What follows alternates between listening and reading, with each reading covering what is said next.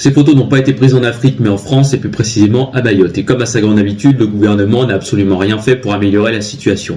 Donc moi je propose deux choses avec le Parti social patriote, soit la mise en place d'un référendum régional concernant la question de l'indépendance de Mayotte, soit on fait ce qui aurait dû être fait dès le début, c'est-à-dire apporter un soutien économique, logistique et militaire. Économique, pourquoi? Parce que je rappelle que Mayotte c'est le département le plus pauvre de France. Logistique, pourquoi? Parce qu'il faut remettre en place les réseaux d'eau et d'électricité. Il y a certains Mahorais qui vivent dans une insalubrité totale. Il y a certains Mahorais qui n'ont pas accès malheureusement à l'eau ou à l'électricité, comme je vous l'ai dit. Il y a un Mahorais l'autre jour qui a témoigné sur les réseaux sociaux. Il a expliqué qu'il avait seulement 2 litres d'eau par jour pour pouvoir tenir 24 heures. Et militaire, pourquoi? Parce qu'il faut chasser les gangs locaux qui terrorisent la population et les immigrés clandestins qui ont envahi l'île de Mayotte. Le gouvernement français nous dit qu'il n'a pas les moyens d'aider ces gens-là, alors que pourtant, je rappelle qu'ils ont la nationalité française. Ce sont des Français comme vous et moi. Et pourtant, à côté, nous avons des gens comme Gérard Larcher qui organisent des festins avec l'argent du contribuable. Nous avons des députés qui sont payés 10 000 euros par mois et qui touchent 15 000 euros d'aide.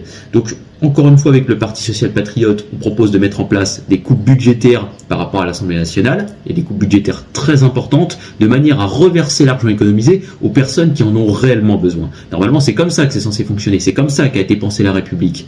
Mais au final, on peut voir que depuis 1789, finalement, rien n'a changé. La situation est toujours la même. Nous avons un pseudo-monarque, qui est profondément incompétent, qui se prend pour un dieu, qui méprise sa population et qui n'est même pas capable de répondre aux besoins primaires de son peuple.